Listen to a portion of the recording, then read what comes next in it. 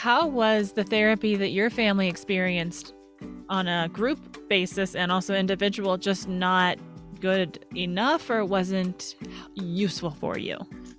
So part of what happened because the initial request for therapy was he would go with the kids.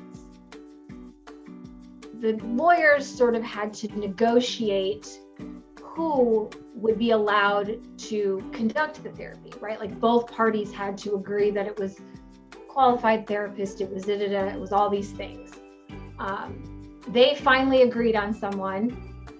My lawyer and I had offered up like multiple different, we were trying to look for a marriage and family therapist.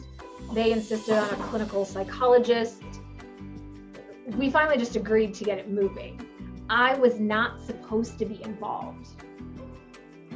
The therapist demanded and said he would not do therapy if I did not come to session.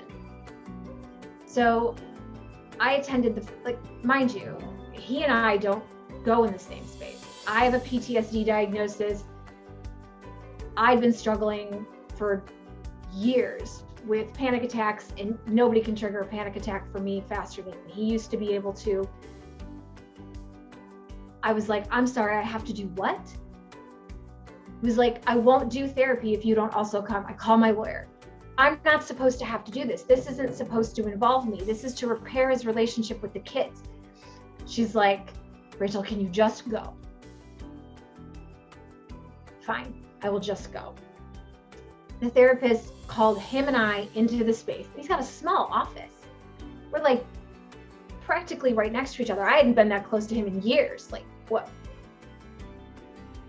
Therapist says to me, so why don't the two of you like talk on the phone and have conversations? And I said, because my divorce agreement states I do not have to.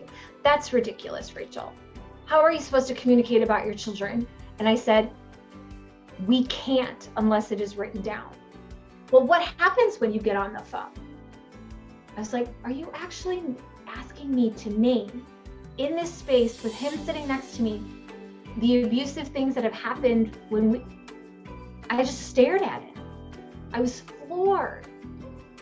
I was like, is this actually, he knows that there's a history of this. It's written in the documents. Like, he goes, well, was he abusive? Did he like scream and yell? Did he like threaten you? I'm like, all of the above. And he looks at my ex-husband and says, did you do those things? And he's like, I don't do that anymore. I said, that's because I don't get on the phone with him. Mm-hmm. It proceeded to deteriorate where basically I was told that he would not continue to do therapy if he had any inclination that he thought I was going to be subversive and create a problem in the relationship between my ex-husband and the kids. And I was like, that has never been the conversation here.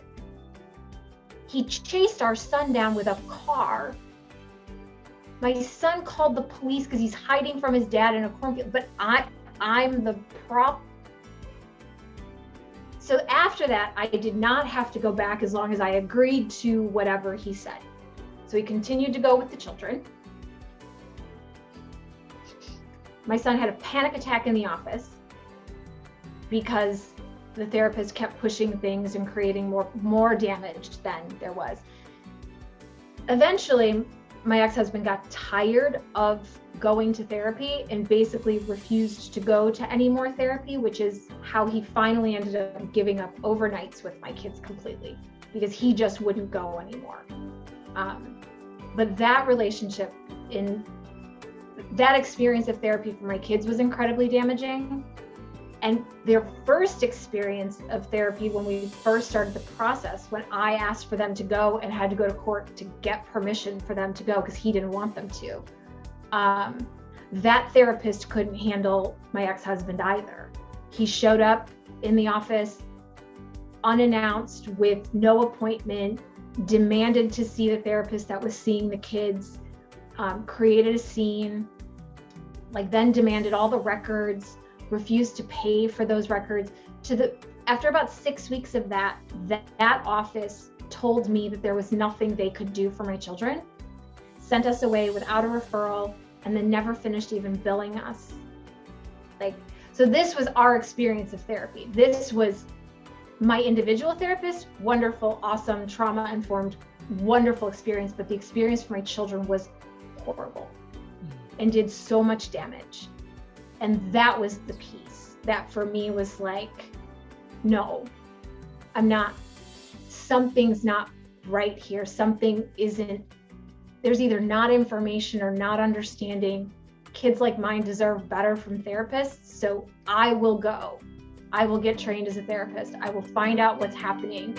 I will do the research if that's what's necessary. And then I will continue to spread the word of like, how do we as therapists best help these kids?